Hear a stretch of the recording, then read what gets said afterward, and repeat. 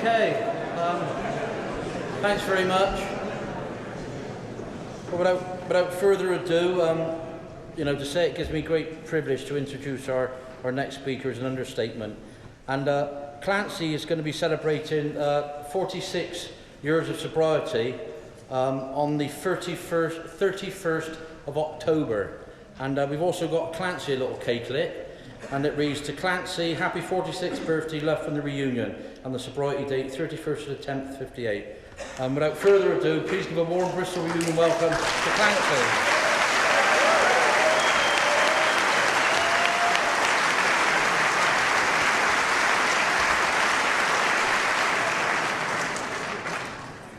My name is Clancy Immeslin. I'm an alcoholic.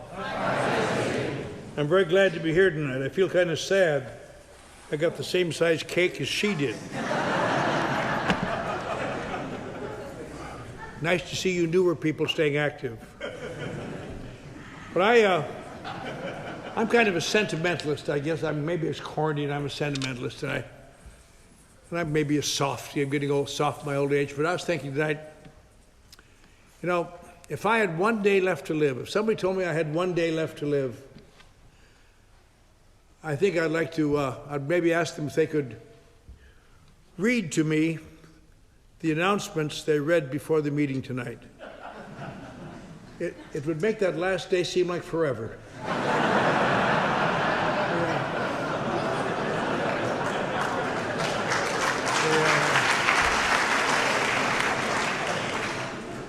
But I am glad to be here. I'm glad to be safe and sane and sober, as I like to say. Glad to be back in Bristol. Glad to see a lot of friends. We were talking this afternoon. We had us sitting around drinking coffee and talking over at the hotel about something that seems to be of general interest to people, and that is that why some people seem to be able to come here and not have to do what other people have to do, and this seems strange. And I've given that some thought over the years. I've talked to people, and it's become clear that, I think it is quite clear, that there seem to be different types of alcoholics.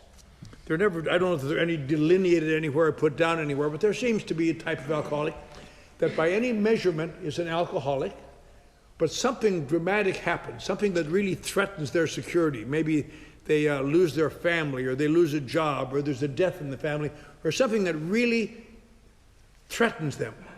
And they are able to stop, and they never drink again. And most of us know of people like that, who used to drink but don't drink anymore. Then there's another type, a variation of that same type, who seem to be an alcoholic, but who have become physically addicted to alcohol as well as psychologically addicted. Physical addiction to alcohol, we forget that doesn't happen to a lot of alcoholics, but when it happens to you, it's really bad news. It is much more difficult to get an addicted alcoholic off alcohol than it is a heroin addict off heroin. They die much more often.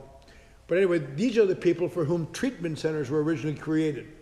And they take them off medically step by step, and they point out to what's happened to their lives and how things are going bad. And by the time they get out of that treatment center, they realize, my life is chaos, I quit!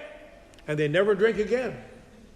And we know of people like that. In fact, there's a hospital up in Seattle, Washington, called Schick Shadell, who specializes in those type of alcoholics. And they truthfully say, we can cure your alcoholism in 14 days.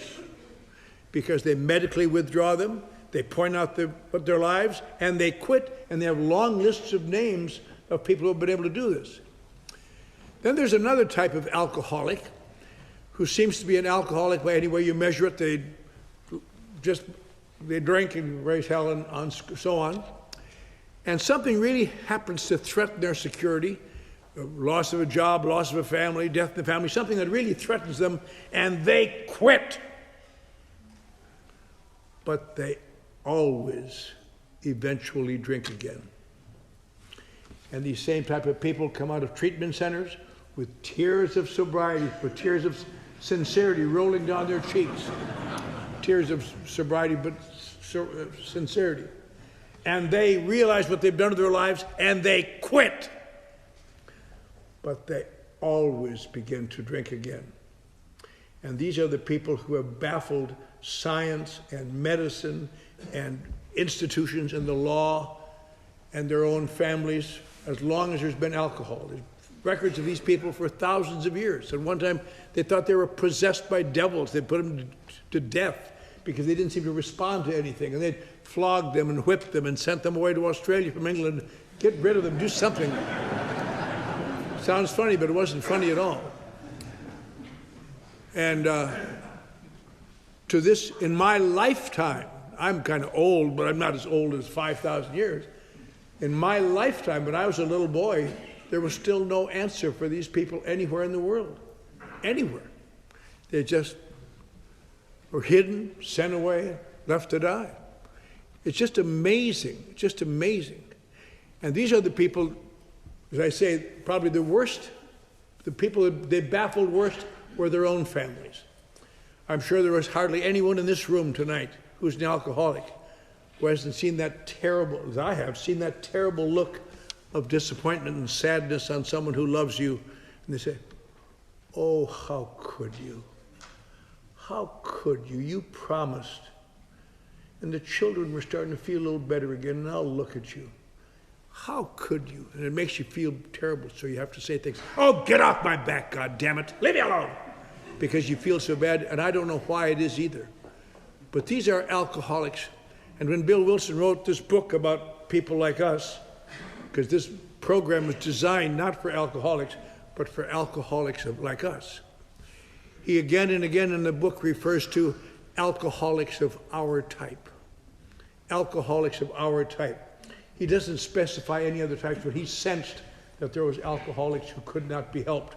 And he was one of them, and he knew there were a large number of them. And so all these years, there's never been any answer to it. And then as most of us know, in the beginning in 1930, there was a series of funny little coincidences that happened that for the first time in history enabled people like you and me to live with some degree of hope. This rich kid in New York was sent to Switzerland, and Dr. Jung worked on him. And some of you know this, but it's an interesting thing. A lot of people don't understand this. When Roland's family, this man, they wanted to help him, they found the best psychiatrist in the world. And they wrote to the best psychiatrist, said, will you treat our son? And they wrote to Dr. Freud. And Dr. Freud refused to take the case. That's the first break we ever got. If he had taken the case, we might all be sitting here drunk saying, but I dreamt I was sober.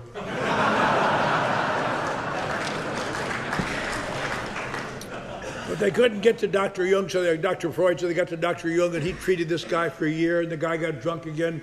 He refused to take him back. And he said, what does this mean, doctor? And doctor says, it means that, as far as I know, you must keep yourself confined voluntarily or involuntarily for the rest of your life. Otherwise, you almost certainly will drink till you die or go mad. That's the best doctor in the world. That's the only help he had for people like us. And he came back, and through a series of coincidences, he got something called the Oxford movement. And he'd been so impressed by what the doctor said that he wrote later, I wanted to stay sober as long as I could, so my parents would have a pleasant memory of me when I died drunk. And it sounds funny, except a few years later, his parents had a pleasant memory of him when he died drunk.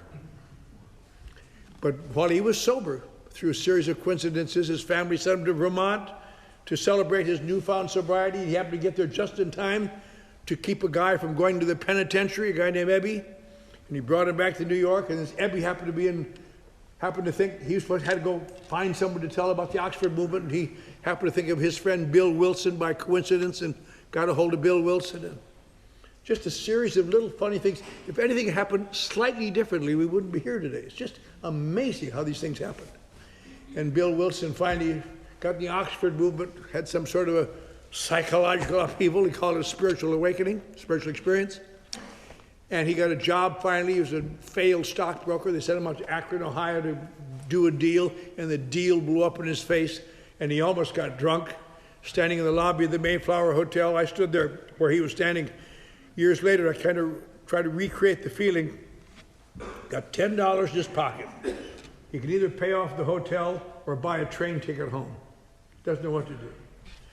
And right over there in the corner is a little room, like right over there where those doors are, and over there's a little curved yellow sign saying cocktails. And he thought if I had a drink or two, I could figure out what to do. And we all know that feeling. And he started. And if he'd have got there, we wouldn't have got here, I'll tell you. But he happened to see a telephone. Remember, he promised he'd call somebody in the Oxford movement. He called somebody who accidentally got him in touch with some rich lady whose doctor was a drunk. And they got together and they talked about the spiritual values and how much they'd been trying to do things. And the doctor went off to the Medical Association convention in New York or Atlantic City. When he got off the train coming home, they had to carry him off. He was so drunk. And our lives hung by a thread so thin you can't imagine. But then they did something. They realized something. They realized that sitting around discussing spiritual matters isn't what had kept Bill sober. He'd been trying to help people. So they thought maybe that was it. We should try to help people. So they went to the hospital in Akron and tried to help a guy who became number 3. And little by little, A grew. In very difficult times, most of the people in those early days got drunk. How could you, it was because they had a concept of if we just can give them some religion. And religion had not just what kept Bill sober, it was helping people. But as they helped people, and little by little separated religion from spirituality, and there seems to be a difference, AA grew. And now, through a lot of vicissitudes and problems and getting bigger and almost expiring in the 1940s, they had to write traditions to keep it together, and little by little grew. Now it's in 134 countries. There are over 2 million sober alcoholics, which, is pretty remarkable. You stop to think that when I was a kid, there weren't any. There weren't any. Now there's a couple million. We have meetings everywhere. Probably the most sobriety in the world is in the United States, because that's where it started. And of all the, in the United States, probably the hotbed of AA in the United States and the world is Southern California for some reason. But there are more sober alcoholics in Southern California than in New York and Illinois combined. It's just in our meeting list in Los Angeles, we have 3,000 meetings. I mean, can you imagine that?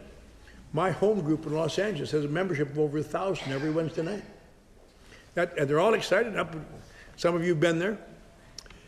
And so you think, well, what Dr. Jung has said is not right. You have to keep yourself confined. You're going to be all right. Except there's one little cloud in the sky. I just thought of a funny thought. I said there's AA kind of the center spot of AA in the world almost is Southern California. There are some people who think Akron is the heartbeat of AA because that's where AA started. Akron has the same relationship to AA that Bethlehem has to Christianity. Something nice happened there once, but not for a long time.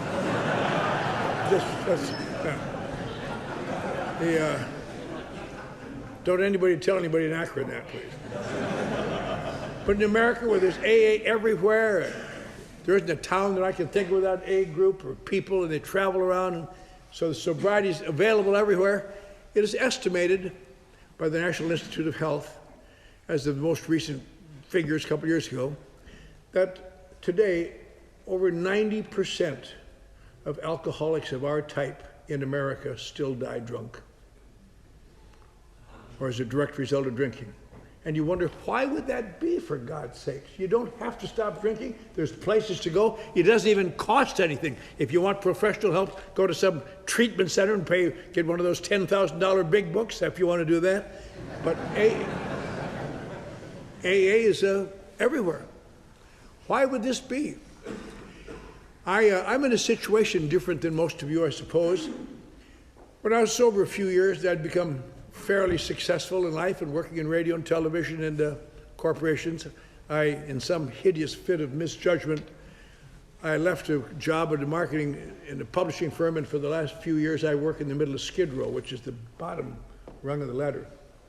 And when I go to work in the morning, I live out by the ocean, by the Pacific, and I get in the morning, I get in my car and drive downtown, and I pull over to where I work and have to get out of my car and have to step over the bodies of dying men, women, and children to get to my office. And when I go home, I'd work all day trying to do what I can and come home at night, step over the bodies of dying men and women and children. And you would think, gee, if you know so much about alcoholism, why don't you help these people? And I can't tell you, when I first went down there, and I have from time to time since, I've really spent a lot of time trying to help these people. And most of them don't want to hear it, and they can't believe that the problem is what they think it is. And it made me so frustrating. Now, why can't you accept this? I got a way to go. I work with people that are staying sober, and you're dying, for God's sake. I'll tell you, the ability of alcoholics to deny their illness is incredible. I think about that. The Los Angeles County Charity Hospital, County Hospital it's called, big hospital. If I went over to the cancer ward there, where these guys are dying of cancer, poverty-stricken people dying of cancer, I said, hey, got a deal. I've got a cure for cancer. It's going to work. It's worked for people. Does anybody here want it? They would beg you. They'd, please take me. Or go down the floor in one of the big AIDS wards in the world, charity AIDS wards. You walk in there, it's just like walking into hell. Not that it smells bad, but they're all going to be dead soon. Open sores are dreadful. And what do they say if I said, hey, I got an answer for AIDS. There's an answer now to help you save your life from AIDS. Anybody want it? They would crawl across the floor and lick your feet to try to get it. Jesus, give it to me, give it to me. But month after month, we go down to the alcoholic ward, where a guy's laying in a bed with his liver out to here. His skin is yellow, not long to live. I'm not going to your goddamn AA meeting. I don't need that crap. And it's funny, except you come back next week and he's dead, and there's a new guy in the bed saying he is not an alcoholic. Now, if people, hours almost away from death from alcoholism, can still deny they're alcoholics, it's easy for any of us to do it, because we can all find the reason to prove we're not. And that's what makes it such a threatening and frightening disease. I try to work with these people, and I'll tell you, what really got to me finally was this. I was giving a guy hell one day, and I suddenly realized, if sobriety could be conveyed by good intentions, by good wishes, by people trying to do the right thing, why did I slip in AA year after year after year after year after year after year after year after year after year after year? The worst years of my life came after I had been exposed to AA and people were trying to help me on a yearly basis. And I started off as kind of a high-bottom drunk. And I worked down to being a medium-bottom drunk. And the last day I drank, two big guys threw me out of a Skid Row mission in Los Angeles and said, get the hell out of here, you stinking mooch. And I tried to explain, but I'm not a mooch. 3 years ago, I was on the faculty of the University of Texas. Ads that I wrote were running that very week in magazines. I've had my picture in the New York Times. But it's really hard to explain these things in midair.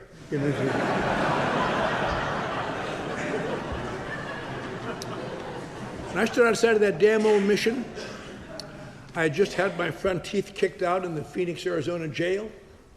I'd lost in Arizona all my ID, all my clothes. A guy had given me a car to drive, and I'd lost the car, got drunk, got into beef, got thrown in jail, and the guy in the jail kicked my teeth out because I vomited on his bunk. I had a terrible feeling. I've talked about it before, but the feeling, I'm sure there are people here who've had that feeling. When you suddenly realize there is no longer any friendly direction. It's all the same. Nobody wants to see you anywhere. That is really, makes you gulp. And if a guy had come up to me that morning and said, you've been playing around AA now, going to AA and leaving and laughing at it and ridiculing it and telling what a bunch of idiots they are, and now you're dying. Why wouldn't you go back to AA if he had said, at least admit you're an alcoholic? And I'd have to tell him, pal, because I'm not really an alcoholic. My case is different. The universal flag of everybody like me that dies from alcoholism. My case is different. I know I got problems. Jesus, I've had problems since I was a little boy. When I was a little boy, I recognized the fact that there seems to be something missing in me, and I don't know what it is. But I know when I get close to people, they don't seem to like me as well as they like other people, as far as I can tell. And I don't seem to fit in very well. And people, I don't feel comfortable. And the people I like to be with are people kind of above me, but they don't want to be with me. The people who want to be with me are the people kind of below me, and I don't want to be with them. And it's almost as though you go through life one way or another. If you're supposed to feel like this inside, it's always like this for some reason. Just nothing. Once in a while you feel okay, but pretty soon it goes back. Just always nothing quite right. Nothing quite. I think if I look back at my life, and for many, many years, I never even thought of this, but if I would say one phrase that was in my mind more than anything else, it would be just, this isn't it either. This isn't the woman. This isn't the job.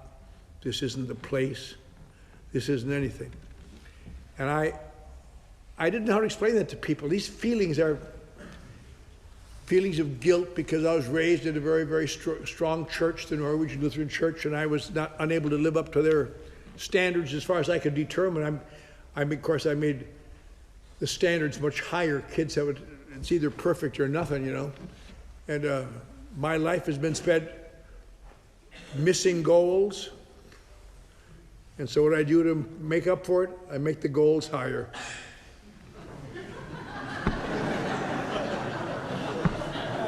Screw it, to hell with it. Why even try? And I've spent when I got to be an adult, I spent thousands of dollars in psychoanalysis to discover why I had these feelings. And I discovered all kinds of reasons and made me feel better.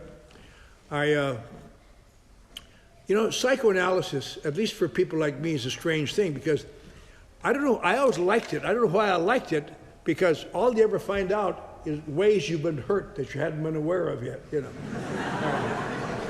I found out I'd been terribly scarred by the depression. I didn't even know there'd been a depression. But once they explained it, I could see it.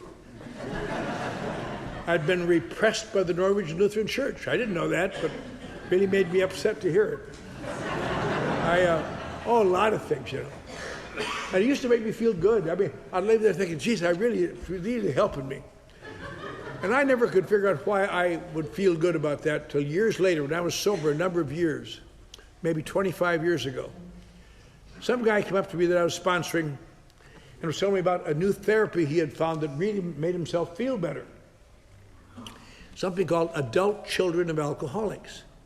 And I'd never heard of it at that time. He said, you want to go to a couple of meetings? I said, sure. So I went to a couple of meetings with him, and in the middle of the meeting, I could suddenly see how psychoanalysis had made me feel better. Because it was doing it to these people. And I'll tell you how they do it. I don't know if they intend to do it this way, but it does it for people like me. Of all the emotions I know, probably the worst emotion, continuing basis, is long-term, deep-seated guilt. Guilt of crappy things you've done, and sometimes even more sinister than that, things you didn't do that you should have, the sins of omission. I promised my grandmother I'd take care of her, and I didn't, and on and on and on. And it's always, you can do whatever you want, but guilt is a bad thing. The only thing I ever knew to beat that feeling is drinking. It gets rid of it for a while. It gets rid of the scale. That's what drinking does for me. It gets rid of the damn scale. And now, what would you think of a therapy that would help you get rid of guilt? And that's apparently what Adult Children of Alcoholics did for these people, as psychoanalysis did for me. I'll tell you how you get rid of guilt. By convincing the patient that he or she is and has always been the victim. You are the victim. You've been hurt. You've not been loved the way you should have been loved. You've not been nurtured. The people you should have taken care of, you didn't. They may have tried to. You have had bad things happen to you. And little by little, you realize, I'm a victim. And when I become a victim, it's no longer my fault. It's their fault. I'm just what they created. I'm a victim. And it really, I tell you, you go to those meetings, there's no laughter in those meetings. They talk about resentments, they talk about sadness, and it's tough, tough life. And then, well, what's wrong with that? At least you get rid of guilt. Because I'll tell you, but you find out something. There are no free lunches in the world. There are no free lunches. And Now, I'm not attacking adult children of alcoholics. I'm just talking about my reaction, what I've seen in myself. There are no free lunches. And to get rid of guilt that way, through victimization, there's little price tags you pay. You don't even see the price tags, but you can see them in retrospect. And I could see it in psychoanalysis, the price tags I paid, although I wasn't aware of it. First of all, whether you intend to or not, you must build, sustain, and enhance resentment. Resentment to those who failed you. Resentment to those who didn't love you, who didn't take care of you. A lot of resentments in those types of therapies. People sit around and share the resentment.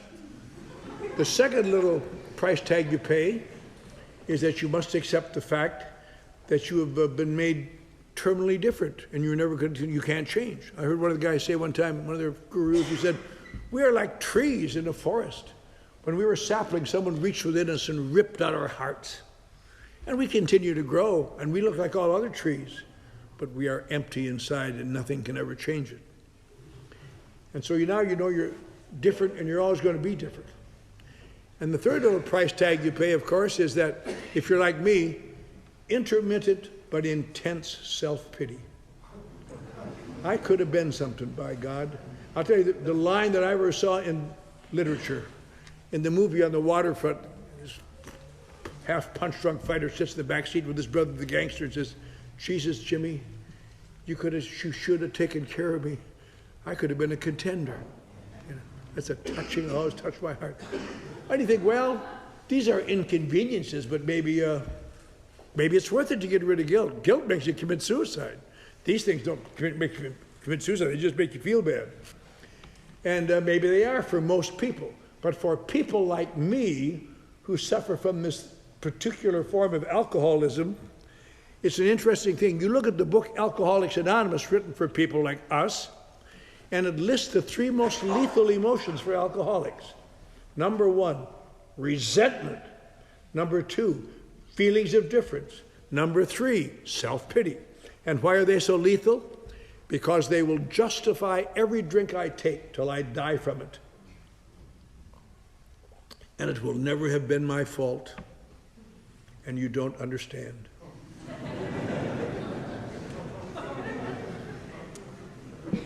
And it sounds kind of funny, except when you're in the middle of it. It isn't hardly funny at all.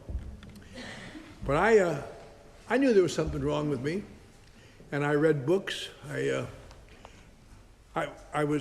My greatest thing that ever happened to me is when I was 15. I was kind of a screwed-up kid. I ran away at the beginning of the war, and I got in the merchant navy. Should never allowed me in, but they're crying for men. And on one of those ships, a guy showed me how to drink, and I drank a little bit, and it made the scale go away. I didn't know it then. It just made me feel like something. And I didn't become a terrible alcoholic, but that alcohol in my life, I say it again and again, alcohol is the best friend I ever had. Friends come and go, lovers come and go, jobs come and go, cities come and go, states come and go. But when a few drinks is making that scale go away and making you feel like something, boy, no matter where you are, that's something. And of course I have a little trouble with it sometimes. And I don't like the trouble. I don't like being arrested. I've been arrested. I have a particular form of difficulty. When I get to a certain amount of drinking sometimes, I have an absolute need to counsel police officers. God damn it. You would think that you'd remember what happened the last time you did it. I'm going to tell you, pal, I'm your boss. I'm a citizen.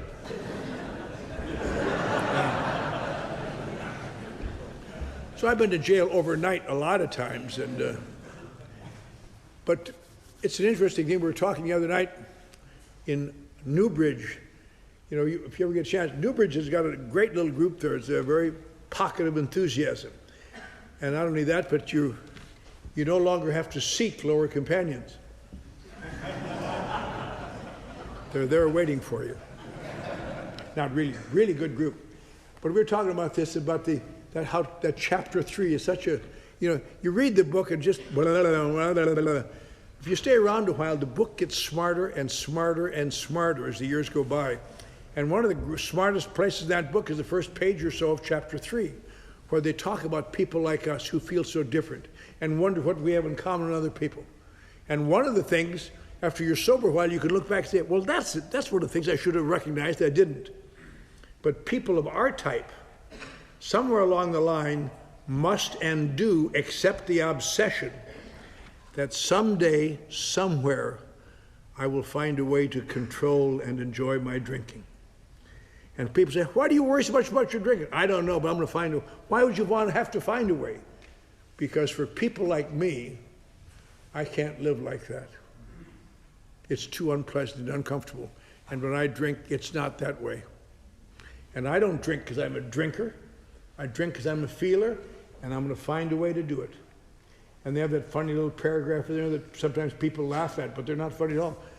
Drinking wine, always drinking at home, try never drinking at home, try to get physical exercise, read spiritual literature, drink beer only, change from one kind of booze to another, all the things you do, trying to find the formula, and sooner or later you always go down again. Occasional brief recoveries, followed always by still worse relapse, till you get to that stage of, God, what a testy, touching little thing, pitiful and incomprehensible demoralization.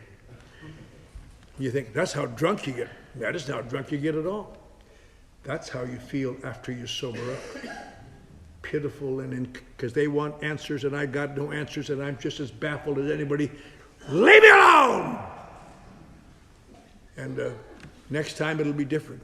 I'll quit drinking. That's what I'll do. I'll quit drinking. One day, I'll watch it this time. Because drinking makes good times better and bad times good. That's all. That's why I drink. I'm not a drinker. I'm a feeler. And you don't understand, so to hell with you. When I was sent to my first AA meeting in 1949, that's a long time ago, I was 22, and after I was in the Merchant Navy for a while, I went to the United States Navy, and I was at the end of the war, I was in a naval hospital. I been sewed together, and they passed around some tests. I did very well in the tests, so they gave me a high school diploma, because never graduated from high school. I went to college after the war, and went out in the world, became a sports writer. And all these years I drank heavily, and had a carouse that the young guys can do. And I was having some problems getting in beefs, and so somebody suggested I go to this thing called AA, because this was a new thing in town, and some of the old town drunks were even cutting down on their drinking. But I remember going in there, and I was 22. I didn't know there wasn't anybody within 20 years of that whole state yet. And I remember the guy looked at me and said, "What the hell are you doing here?" So they told me to come. "You think you're an alcoholic?" "No, I'm not an alcoholic."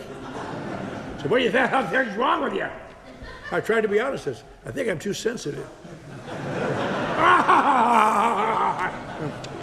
I never told anybody that for a long time. But that's an interesting phenomenon too, because in those days there weren't any young people. Now there's a lot of young people in AA. And you wonder, how could it be young people in AA? How could these old people be around? And it turns out it isn't how long you drank, it's when it begins to have that special effect for you. But you could sit in a meeting and some old guy get up and say, "I drank for 40 years. And he looks in the front row and there's some little kid about 22 and he said, as if to say, "How can you be an alcoholic, you little puke? I drank longer than you've been alive." And he doesn't know the little puke is looking at him thinking, if you're any kind of an alcoholic, how did you last 40 years, you old son of a bitch?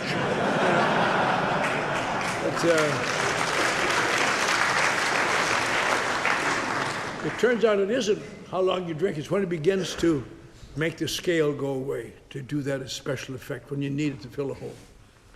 And I stood in a street corner in Los Angeles. I was an old man. I was 31, but I was an old man. My life was behind me.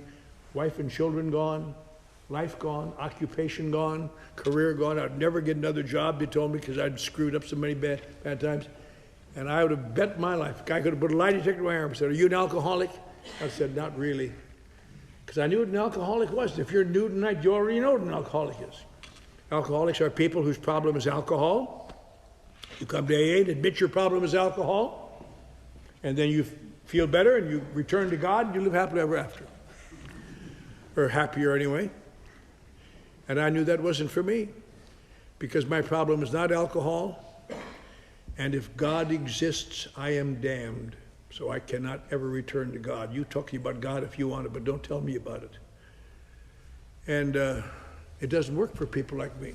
That's why I'm not an alcoholic. So that's why it's kind of strange to find myself standing here tonight. I've come here at tremendous expense and no little inconvenience. So I can stand here and say a strange thing happened to me. Next week it'll be 46 years since I stood in that street corner in the rain. And I would have bet my life that day, and thereafter there was no help for me. And I knew more about AA than the people who were trying to help me. I'd read the book and I'd been to meetings and all these idiots and turn it over, keep it green, remember when, you are not alone. No, but I'm going to be soon.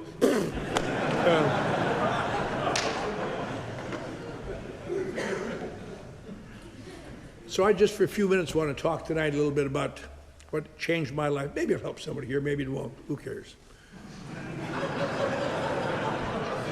I'll be gone tomorrow. Not really, but it makes me sound tough, doesn't it? I walked off that street because I had to get out of the rain. My mouth was bleeding from the teeth being out, and I walked 72 blocks in the rain to an AA club where I was going to try to hustle some money. And I had a little bad luck there, and I wound up sleeping in an abandoned car in the AA club parking lot and going to meetings in this damn club where all these had these signs all up and those hideous steps again. If you are like me, I'll tell you, the first 3 steps of AA can keep you out of AA till you die. I mean, if you're like me, feelings and sensitive and misunderstood, and hurt and self-pitying, how are you going to overcome it? You're going to admit that your problem is alcohol and therefore your life is screwed up. Then you're going to return to God. He's going to make you sane. Then you're going to turn your life over to God. Hooray, hooray. Shit. That doesn't work for people who are cursed with the ability to think. Well, I hung around this club for a while, and I was getting tired of it. Now, I used to thought, what a series of funny little things that had to happen for me to be here. I used to see a movie actor came into the meetings, and I now know that he was not a very good movie actor. Hadn't been married. I've been in more movies in the last few years than he ever was, but I didn't know that at the time. And and if he was a movie actor, I knew he had to be having some wealth somewhere. And these old guys were saying to me, I was just trying to stay in this club till it rained day after day, and I stayed in there till it got out of the rain and hustled a little bit, but I could. But they said, get a sponsor, get a sponsor. That's the trouble with these activist groups. They want to get a sponsor. So I thought, I'll get this movie actor, and we'll share his fame and fortune. And I'll set him up, I'll get some teeth.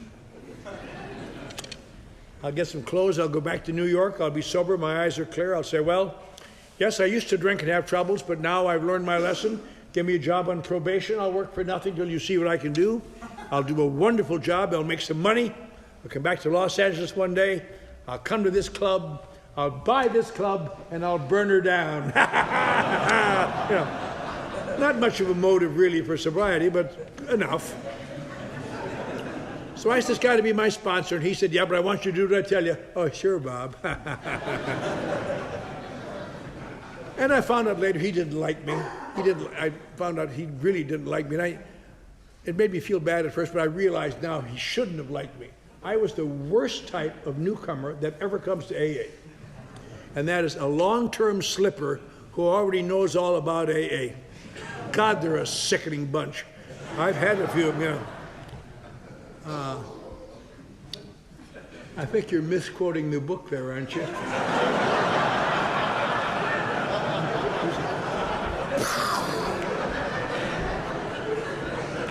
And God has given me 2 or 3 of those in the last few years to punish me for being my bad behavior.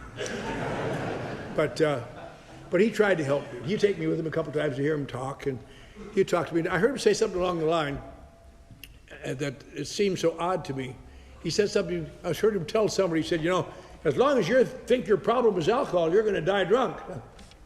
Huh? On the way home, I thought, what the hell's that about, Bob? He said, well, that's, you know, a lot of people think their problem is alcohol, and they have a lot of problems. I said, oh, what is their problem, Bob? Too much white flour, for Christ's sake? What is it? You know? I said, no, look. And over the next few days, he gave me an explanation off and on. Gave me long lectures about how, you know, if your problem is alcohol, you're wasting your time going to AA. AA can't help people like you. You have no problem. Well, what is the problem? He said, no, there's an answer for people with an alcohol. I said, what is the answer, Bob? He said, you quit drinking. I said, that's stupid. That's stupid. I've done that 100 times, it doesn't work. He said, that's right. That's because your problem isn't alcohol, apparently. You have something else. Something that sounds like alcohol that may kill you. I said, what is it, Bob? He said, it's something called alcoholism. I said, oh my God, don't play word games with me. I look terrible, but I'm a smart guy. Alcoholism. And he spent a lot of time explaining the difference, but it could be synthesized in one sentence that I would think is the cornerstone of my life, really. An alcohol problem is overcome by stopping drinking and cleaning up your act. Apparently, there are some types of alcoholics who can do that. But in this particular form of alcoholism, which unfortunately for you and me looks almost exactly the same to the naked eye, this mind-consuming, perception-distorting, bodily eroding thing called alcoholism, you'll discover sooner or later, if you haven't discovered it yet, that stopping drinking and cleaning up your act has no significant long-term effect on your life other than to gradually make it so painful you can't stand it. I said, Jesus, Bob. If alcohol does that bad thing to you, why do people drink it then? He said, that's the whole point, kid. People think alcohol does something bad for them. That's way down the road. That isn't what makes alcoholics. People never seem to understand around here. What makes an alcoholic is that alcohol, the special effect is, it has to do something special for you that it doesn't do for most people. And you don't even know it, that it's almost instantly changing your perception of reality as soon as you drink. It changes your relationship to the world around you. Makes me taller and more self-contained, and them smaller and less frightening. I remember thinking, Jesus, Bob, what's wrong with that?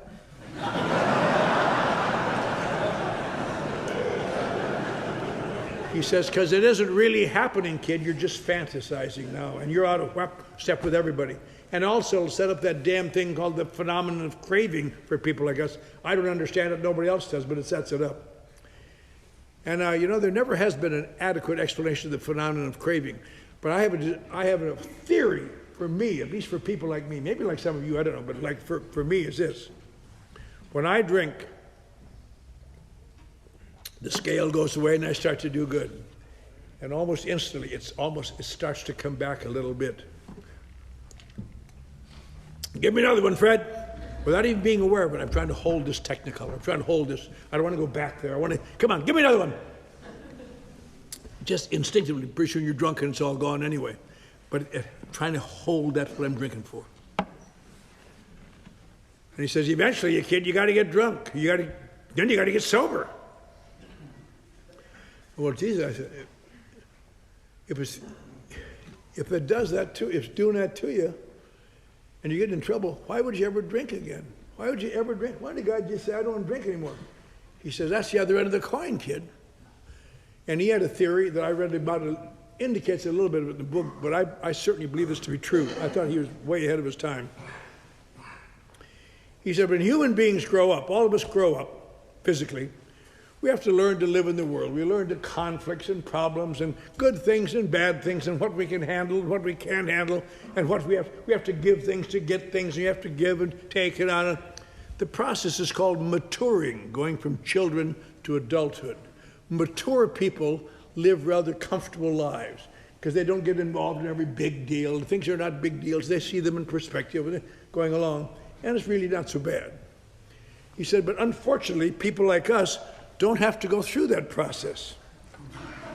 When we get to a problem and it's really painful, I have a few drinks and get rid of it. Screw you, beneficial finance. And I wind up with a lot of unresolved problems, but I sneak through.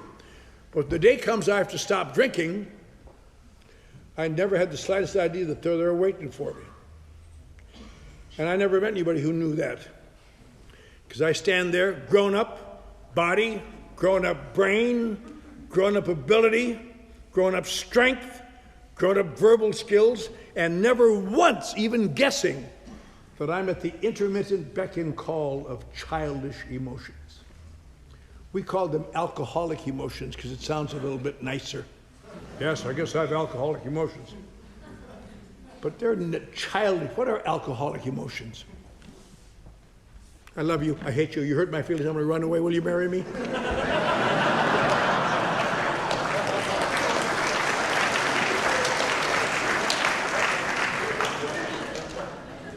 And pretty soon you're just in a childish mood. And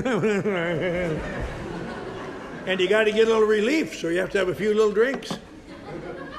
And you drink till you have to stay sober. Then you stay sober till you have to drink. Then you drink till you have to stay sober. And every time back and forth, your mind will tell you, you see, the problem is not really alcohol. It's all these other things. They don't understand, and they're not taking good care of you anyway. They don't give you the love and what you need, and if you could only get a break, you'd be all right. And they don't understand. Have a few drinks and watch it this time. And the thing goes on. I said, Jesus, Bob, that describes me almost exactly. He said, there's a name for people like you. I thought, uh-oh. What is it, Bob? He said, you're an alcoholic. I remember thinking, well, I'll be damned. I've just spent 10 years of my life throwing away everything I had, have no chance to ever be anything again, because I never once heard a description of what was wrong with me like that. I heard obsession of the mind and allergy of the body and all these crazy things. That I said, Bob, why don't they put that in AA and describe it the way you describe it? He said, they do, kid. It's in the first step. You admit you're having problems with alcohol, dash, which means end of thought, beginning of new thought, and you admit you're having problems without alcohol. And I guess that was in January of 1959. And I came to believe I was an alcoholic that day, and I since that day I've never really had a strong desire to drink alcohol. And you may think, isn't that wonderful? His life turned out just perfect. Not at all. My life was terrible because I still had bad attitudes and a bad mouth and couldn't get along. And you think, why wouldn't you drink? Because all those years I was sitting in AA meetings smirking to get the heat off from some job or something, I'd hear these idiots come in and talk about their slips and how bad they were and how terrible. And their friend went on a slip and hanged himself, and somebody else shot himself, and they lost everything. I thought, Jesus, it's so bad now I can't afford anything worse. I'm not going to slip. I will give myself permission to commit suicide if necessary, but I will not slip. And a couple times I almost committed suicide. Once I was walking towards the ocean and drowned myself. Just hopeless, but I never did. And little by little I stayed sober. Then they started in me a little bit, well, when are you going to work? When are you going to work the next step? And I had to tell Bob, don't start in me about that. I cannot return to God. Maybe you can argue for now next Christmas, but I cannot, because I was raised to believe in God. I know about God. I hear people say, I've been searching for God for 30 years. I've known where God lived since I was 2 years old. He slowly circles the Our Savior's Lutheran Church in Eau Claire, Wisconsin. And he gives it to sinners. and he gives it to Catholics. I'm a sinner and I married a Catholic. What chance do I got? But I could joke about it, but it wasn't funny at all, because I knew that I was damned. If God exists, I am damned. And I can all day long talk about it philosophically, laugh about it, but when you wake up at 2 o'clock in the morning and you can't sleep, and you know it's true, they're going to get you. You're going to burn, you son of a bitch. You're going to burn. And he said, well, it never says you have to return to God. Oh, to a power greater than myself? Is that somebody else, Bob? Do they live down the street here? He says, no, it doesn't say that either, and I hate your attitude. He used to say that. His other favorite explanation to me was, shut up. Thank you, Bob. I didn't think of it that way. But he says the step doesn't say that. It says you got to come to believe in something. You never return to anything in AA, because you have to go back to sick perceptions to do that. Don't talk about returning to things. Come to believe in something. It may be the same thing you believed in before, but you'll believe in it differently. Can't you come to believe in God? I said, no, I can't, Bob. He says, can't you believe in AA? I said, no. Too religious for people like me. Some of it's good, but I'm that religious stuff I can't handle. He says, do you think I'm doing better than you are? Of course you are. He says, congratulations. I'm your new higher power. And people in the club were laughing, you know. I mean, I could accept that. He could not send me to hell. He tried, but he couldn't. And people around the club would say, there's that crazy bastard thinks his sponsor's God. I knew he wasn't God. But over a period of time, he had talked to me a lot, and what happened was this. Something slowly happened, although looking back I can see it. I began to feel, this guy seems to know how I feel. I had never believed anybody knew how I felt. We were talking today about when you were having a bad time and you didn't believe anybody knew how you felt. And a lot of us have had that feeling. I know you mean well, but we've all been getting advice we got advice to last us 10,000 years. Here's what you should do. Here's what you should do. Teachers, ministers, parents, friends, everything. And you just have to all know, yeah, you nod, but you don't know what the hell you're talking about. But if you can find someone who you believe knows how you feel, a phenomenon happens. That advice turns into meaningful information. And I can take actions, because even though I don't agree with them or believe in it, if I think the best thing I can offer any newcomer, I hope you find someone that you will believe knows how you feel. It will save your life, I'll guarantee you. But anyway, what's this step going to do? Going to restore me? Come to believe that this power is going to do what? Restore me to sanity? What the hell does that mean? What is sanity? You can read 10 books on psychoanalysis or psychiatry, and you get 10 different definitions of sanity. But oddly enough, it's quite easy to define insanity. Not alcoholic insanity, but psychosis. Psychosis, this is really an oversimplification, but it really is basically it. When the human mind is under great pressure, under great strain, and can't stand looking for some kind of an answer, and can't find an answer, in the last gasp, it will make reality look differently than it is to relieve the pressure. That's what psychosis is. Many people, it's just a little bit. Some people, it's a lot of it. For example, now it sounds funny, but it isn't funny. For example, what are these people doing? What are they always doing? They're talking about me and trying to kill me. That relieves the pressure. I know why they're doing this now, because they're trying to kill me. And a form of paranoia, but all sorts, there's all variations of it, all kinds of things. Of thinking you're someone else briefly, going into a different personality. Anything for the mind to get some relief from that conflict. Now here's an interesting...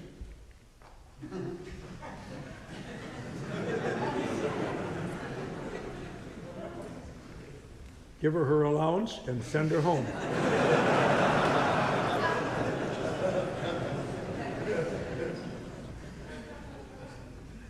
Don't don't give her allowance. To hell with her. All right. Here's the funny phenomenon.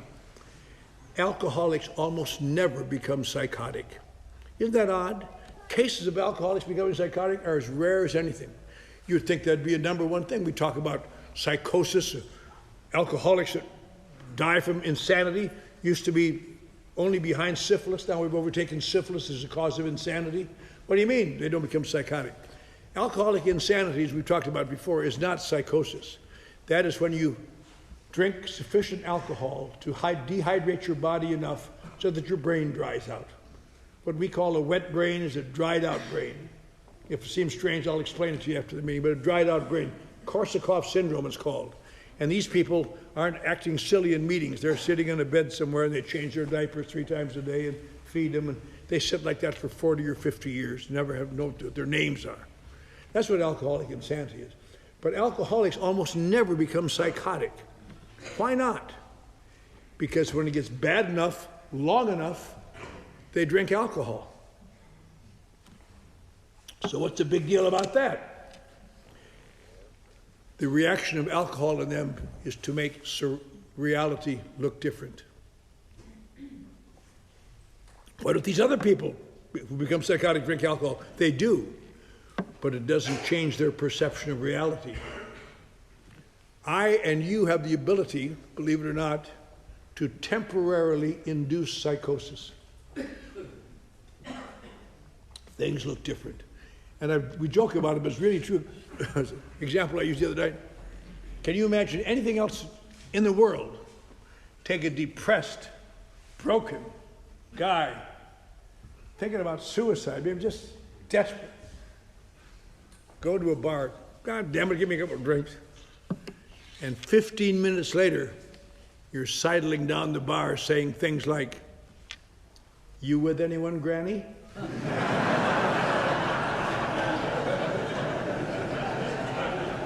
Things look different.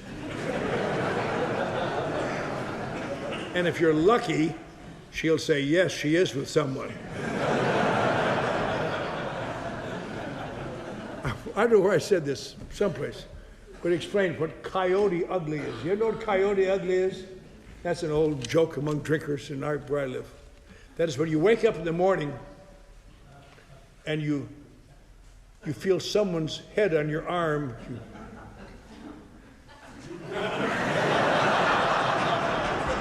And then, like a coyote, you will gnaw off your arm rather than wake her up.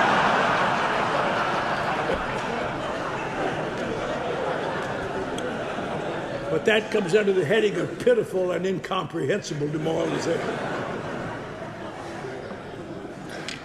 So apparently, what I had to accept this, not everybody has to accept this, but the way I accepted was this. I have to come to believe. Now, the great thing about this, if you do, you don't have to understand how it's going to happen.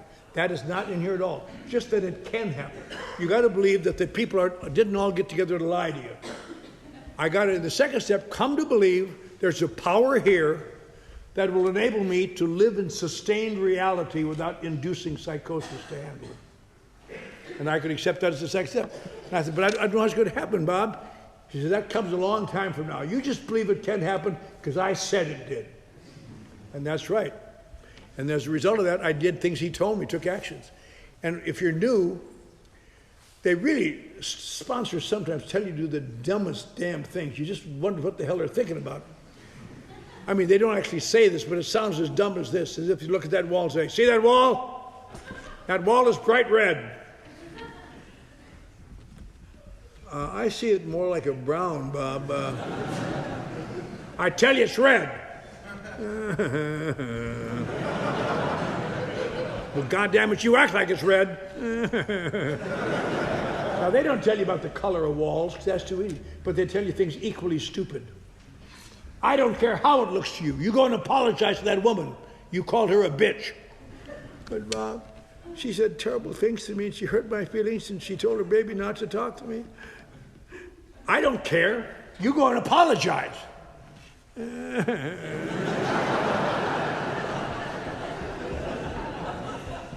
Sorry. Bitch. I don't care how it looks to you. Don't quit that job. It's a crappy job. It's the best job you're going to get for a long time. Hang on to it. Hang on to it.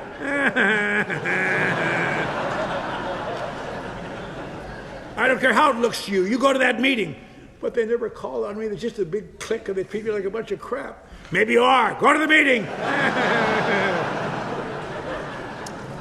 And the interesting thing about AA is this. When you begin taking the actions, you start to get better. And it doesn't seem to make much difference whether you're a clean-cut, wonderful young man or woman just coming to find a new life, or whether you're a toothless, phony, old, imitation intellectual puke living in the backseat of an abandoned car. Once you take the actions, things start to get better. And little by little, over a period of time, I was able to hold a job, and not much of a job, but I held a job, and I finally got a little job as a writer in a medical corporation. I was 2 years sober, still didn't have any front teeth. Had to learn to go to work like this every morning. They just thought I'd been burned in the fire. But I went to work every day, and I had to talk to my sponsor because I could not get along with people. I got a terribly smart mouth. Just, I'm so cute, it just makes people crazy. And I had to call him a lot, and he gave me, and I didn't really learn much, but he taught me some great lessons in those next 3 years that I think are the greatest lessons I've lived as far as living in the world. Some great lessons. Now, they're not in the book, and they're not in our literature. But if you're new, I'll guarantee you, if you do this, you'll do better. Do what you said you would do. Be where you said you would be when you said you would be there. Don't take out your hostility on people who can't answer back. Children, employees, waiters and waitresses. On days you know you're having a bad day, watch that mouth, because you can cut people up and never know what the hell happened. When you're having a bad day, keep your mouth shut and just go around your life saying, come on, midnight. Jeez. Because once you start talking, you're going to hurt yourself. And he gave me some other stupid things too that I wouldn't even recommend. When you're going through a market and you see a can laying on the floor, stop and put it back on the shelf. You know, things like that. But those things, and so by the time I was 5 years sober, I was director of advertising for that corporation. I had front teeth then, I smiled a lot. If there's anybody new here who's lost some teeth, let me give you some hope. Once you become spiritually pure, they grow back. Ask your sponsor about that one.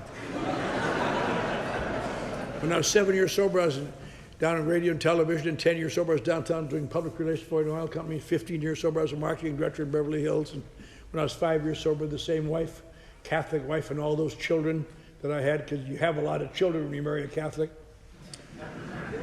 Heard the crinkle of green in my wallet down in Dallas, Texas, and moved out to Los Angeles, and we all got together again. And 9 months and 10 seconds later, another Catholic hit the street. And then I got a book on the rhythm system, ended all that. And they've all grown up. 3 of my daughters turned 15 this year in AA, and only one of my other kids aren't alcoholics, so I guess they didn't. But only one of my children has turned out bad. My oldest daughter has become a judge. I had so hoped for a defense attorney or a public defender, but no. She comes home at Christmas, she says, Daddy, remember when we were little girls who used to get upset and send us to our room? I said, sure, honey. She said, when you come to Albuquerque, I'm going to send you to a little room.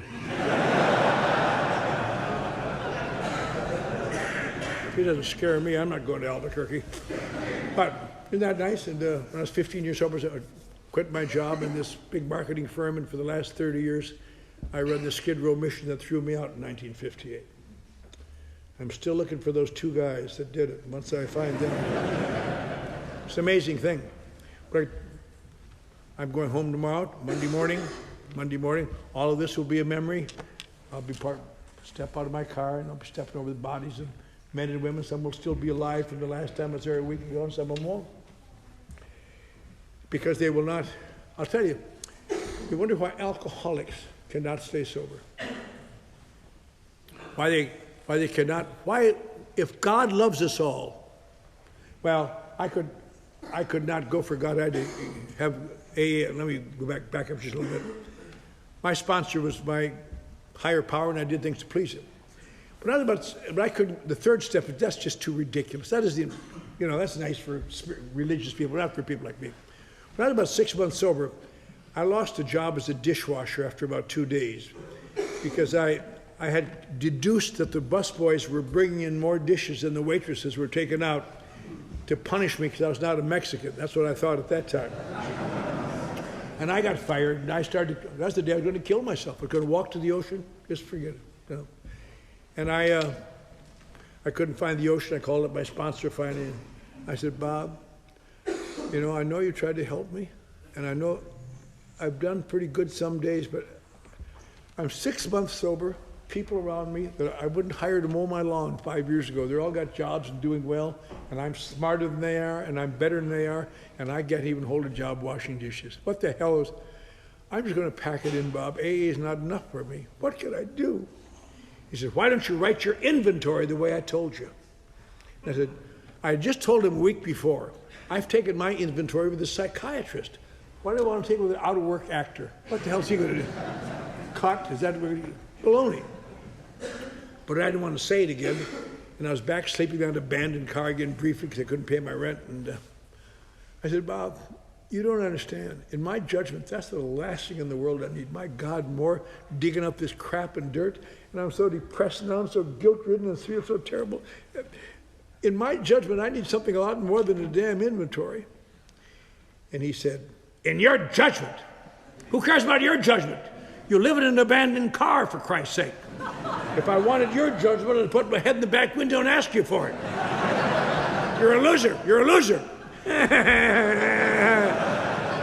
came out of that, and I turned. If I'd have turned right out, I got to the ocean, boy. And I got to the club. I said, Sullivan, give me some paper. I'm going to write my inventory. And I put in the rottenest things I could think, things I would never tell my psychiatrist. Dirty, rotten. Somebody said, why don't you tell your psychiatrist these things? And the reason is, of course, when you're paying that kind of money, you can't risk rejection. That's why you don't tell your psychiatrist. I don't want some little wussy to say to me, you did what, sir? Get out of my office. But first, wash off that chair. But I wrote this all crap down and I'm so glad to get out of my system. I jammed it under the back seat of that abandoned car, and a couple of days later, he comes by this car and says, okay, Clancy, let's get in. I said, we're going to a meeting. He says, no, we're going to take your fifth step. I said, Bob, not today. I don't feel up to it. Geez, I've got a lot of, shut up, he explained. I got in the car and we went from Los Angeles to Oxnard, about 40 miles. He gave me a flashlight and I read this thing. And it even read worse than I remembered. Oh, I am an unsavory person. I thought, he's going to make me walk back 40 miles. I said, well, that's all, Bob. He says, you done now? He leaned over and says, that's the best thing you've done since you got sober, kid. And I said, thought it was.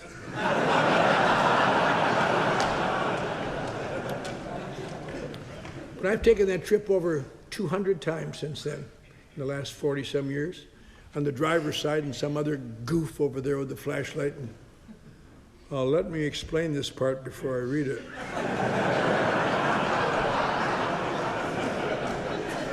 And I'll tell you an amazing thing.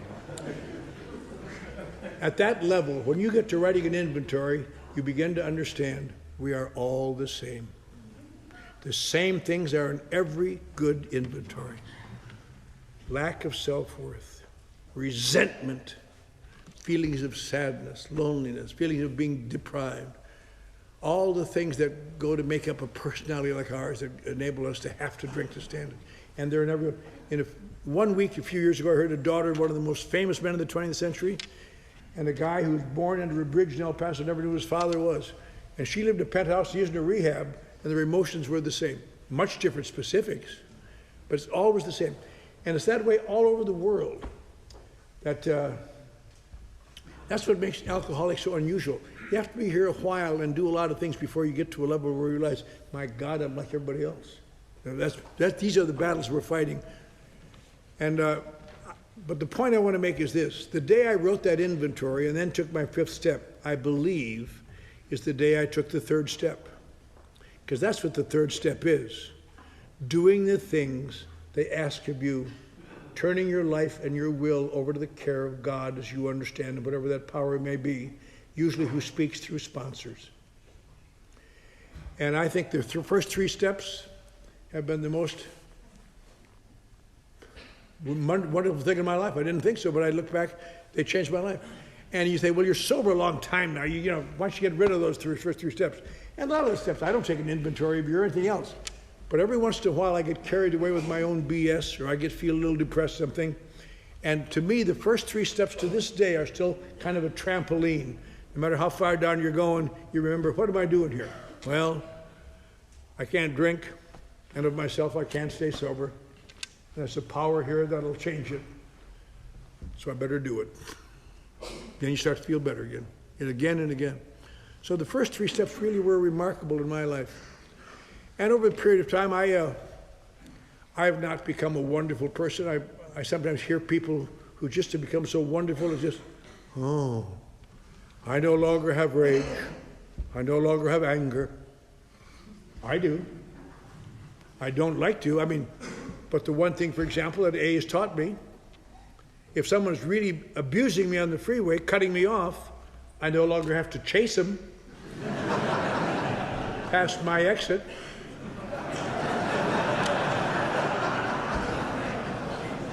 If I've been caught him by 4th Street, good flying, Red Baron, we'll meet again. But that's why they say dumb things like the don't get too hungry, angry, lonely, tired. Why? Because they affect my emotions, and my emotions affect my perception. When I'm hungry, I stay the same, but everybody else gets slow and stupid. You ever know? Come on, let's go! When I'm angry, God wants me to kill them for their own good. You try not to, but you want it. When you're lonely, you know they're all somewhere, probably at a party, but they didn't tell you, did they?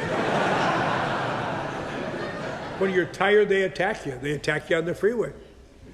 A few years ago, I was coming off the freeway, and a little girl cut me off and almost killed me. It was that close. I drove like an Al Unser to get out of that one. And I made a special exception in her case. I'm going to follow her past my exit. Now, the trouble is in AA, when you are chasing people, when you do catch them, you can't really cut them off because you're not supposed to do that. But you can give them a ray, give them a... And I chased this girl up the Pasadena freeway, and I was going to give her a quadruple ray. And I got next to her, and I said to her, she was about 17 years old. Long blonde hair, just a sweet little girl, just the age of one of my granddaughters, Katie Doherty. I thought, what kind of a guy have I turned into? Chasing this little girl who's probably learning to drive and doing the best she can. And I smiled. And she went.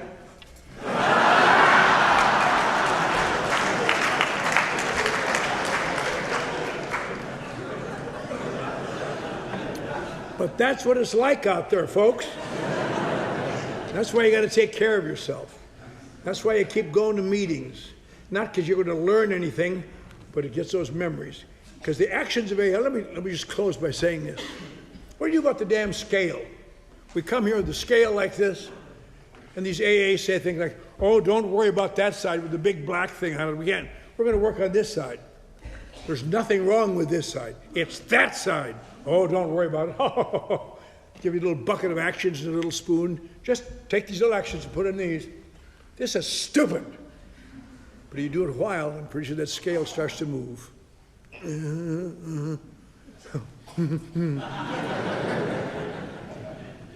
I'm feeling wonderful. Hey, it works. It's wonderful.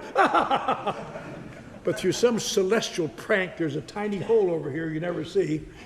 And every time you just get that baby there, oh, I found a new life. It is, oh, Jesus Christ, what is this?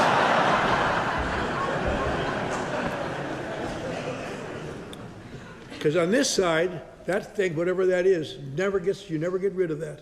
And if you don't believe it, just stop doing the things for a while, and you'll see, right, you're down there again. And that's why it isn't that you have to do bad things. If you get bad things, you'll get drunk. No, if you don't take the actions the good things, you will get drunk. That is what makes you stay here. Left to my own devices, I'm like this. And I can make it like this, and I can't ever do it perfectly, but I can try. I mentioned this the other night, but I don't know a better way to say it. First of all, let me say once, I want to thank Sally very much for being my host, and she's always been very gracious to me and treated me better than I deserve, and I try to be mean to her, and she smiles and takes it. And I see some old friends here and some new friends, and tomorrow morning I'll be up early. I have to catch a plane to Los Angeles. I got to be in Los Angeles tomorrow afternoon. But I want to thank all of you for being very gracious to me, and thank my friends from Newbridge, my friends from Belfast, and I've been very sick this week. I had to go to the doctor, and I thought I was going to die, and they pulled me through that. So I really had to go. I really feel excellent tonight. Looking forward to going back to my home and going to work Monday morning. But if you're new and you wonder what you're going to get out of this, you're going to just stay dry for 46 years like I did? No. Being dry would never, you can't do that. The purpose of AA, I believe, and I believe this with all my soul, the reason you take these actions is that because AA is designed to very slowly do what alcohol did fast. That's all. It is very slowly designed to change my perception of reality, to make the same things look different, to make the same emotions go away, to little by little make me taller and more secure inside of me and them less threatening to me, to change my relationship to the world around me. And I heard a guy say this once when I was new, and I thought it was the corniest thing I ever heard, but I'll tell you, as my closing tonight, I'll tell you what I think it is. Everything I know and believe can be encompassed in this. My name is Clancy Immisland, and I'm an alcoholic, much to my surprise.